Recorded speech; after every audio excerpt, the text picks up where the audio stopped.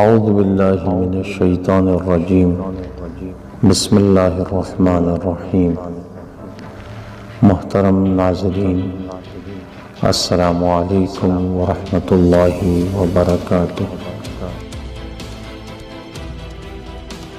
وقت کا بہتر طریقے سے استعمال ہی وقت بچانے کے زمرے میں آتا ہے، کیونکہ وقت کسی صورت بچایا نہیں جا سکتا۔ اس ویڈیو میں وقت بچانے کے حوالے سے مختلف ماہرین کی آراء اور مشوروں کو ہمارے ملک کے عزیز پاکستان کے معروف ماہر اقتصادیات محمد بشیر جمعہ نے جمع کیا ہے۔ ہم آپ کی خدمت میں ان میں سے 14 منتخب نکات پیش کر رہے ہیں۔ امید ہے ان نکات پر عمل کرنے کے بعد ہمارا آج کا دن گزشتہ کل سے بہتر ہو اور آنے والا دن آج کے دن سے بہتر ہو۔ وقت کی پابندی کیجیے اور جہاں تک ممکن ہو اپنے گھر، دفتر، معاشرے میں اور تقریبات کے حوالے سے لوگوں کو پابندی وقت کی ترغیب دیجیے۔ ٹیلی فون کے استعمال میں احتیاط کیجیے۔ بسا اوقات بہت ہی غیر ضروری باتیں سامنے آ جاتی ہیں اور کبھی دوسری جانب سے غیر متعلقہ باتیں اور تفصیل بیان کی جاتی ہے۔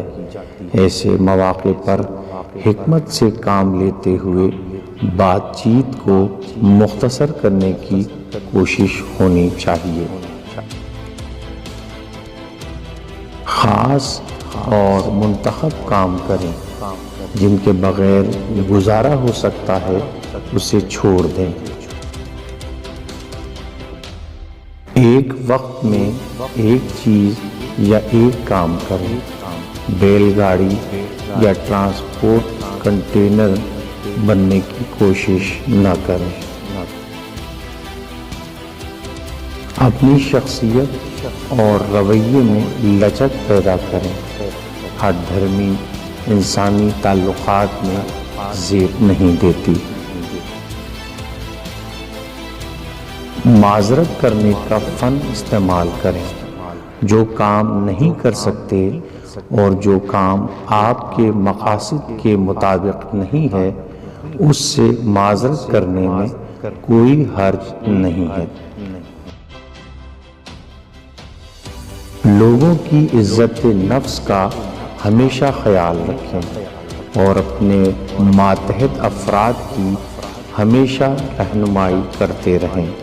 انسانوں کے ساتھ غرور اور تکبر کا رویہ آپ کو بہت جلد بغیر سیڑھیوں کے زمین پر پہنچا دے گا۔ اپنے آپ میں اور اپنے رویے میں لچک رکھیے۔ اتنے سخت بھی نہ بن جائیے کہ ٹوٹنا پڑے، اتنے نرم بھی نہ بنے کہ لوگ آپ کو موڑ توڑ کر رکھ دیں۔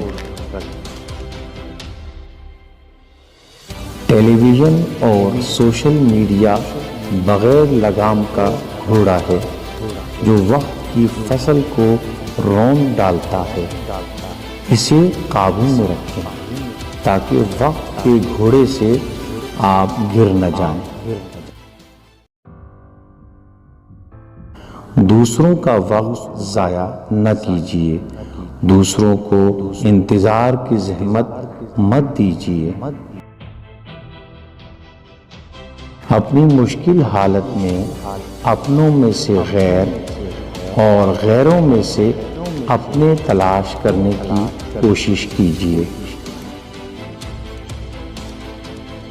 ایسے لوگوں سے بچیں جو بے مروت اور اتنے خود غرض ہوں کہ آپ کا وقت خواہ مخواہ ضائع کرنے کی کوشش کریں۔ اپنے فارغ اوقات کو لکھنے، پڑھنے، سوچنے یا کوئی تعمیری کام کرنے میں استعمال کریں۔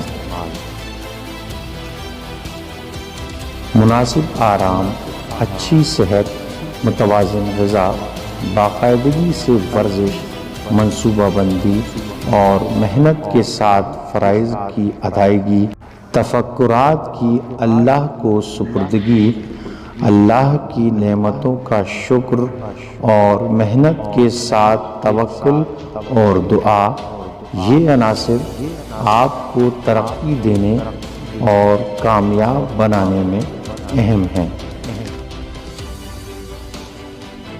اللہ تعالیٰ سے دعا ہے کہ اللہ تعالیٰ ہمارے آج کے دن کے پہلے حصے کو ہمارے کاموں کی درستی، درمیانے حصے کو بہبودی اور آخری حصے کو کامرانی بنا دے۔